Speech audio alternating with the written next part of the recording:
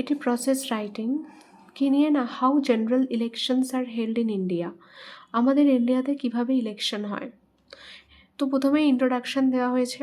In India election is very crucial as it determines the composition of the union and the state government, the membership of the two houses of the parliament.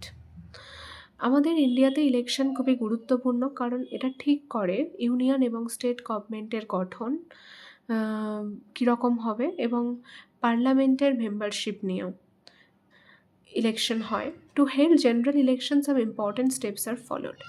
General election হওয়ার জন্য কিছু important step follow করা হয়। At first a specific date is announced by the election commission. প্রথমে একটা নির্দিষ্ট date ঘোষণা করা হয় ইলেকশন কমিশনের দ্বারা। Then different political parties are started to campaign. তারপরে বিভিন্ন পলিটিক্যাল পার্টিসগুলো ক্যাম্পেন করতে শুরু করে। Next the electoral roll is prepared. Electoral roll তৈরি করা হয়।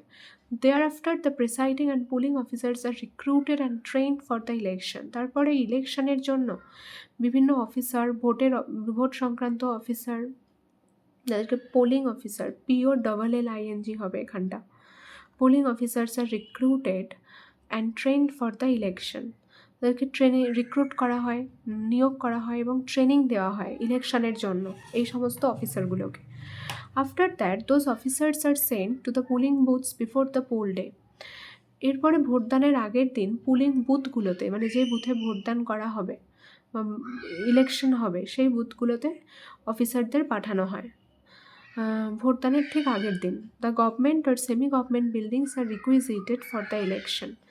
সরকারি বা আধা সরকারি বিল্ডিংগুলোকে নিয়োগ করা হয় বা বাছাই করা হয় বা দাবি করা হয় বলা যেতে পারে ইলেকশনের জন্য। Then the voters are given the right to cast their votes by using ballot unit. এরপরে ব্যালট ইউনিটের ব্যবহার করে ভোটার্সদের অধিকার দেওয়া হয় ভোটদানের জন্য ব্যালট ইউনিটের ইউজ করে। Next the control unit, ballot unit and other necessary items are sealed properly. ভোটদান হয়ে গেলে control unit, ballot unit, necessary জিনিসপত্রগুলোকে সিল করে দেওয়া হয় ভালো মতো। After that vote countings are done under strict security. এরপরে ভোট গণনা করা হয় খুব কঠোর সিকিউরিটিতে। At last the result of the election is announced publicly. শেষ পর্যন্ত এই ভোটের যে ফলাফল সেটা ঘোষণা করা হয় জনসমক্ষে বা প্রকাশ্যে। So guys, if you like my video, please subscribe my channel, like and share my video. Thank you.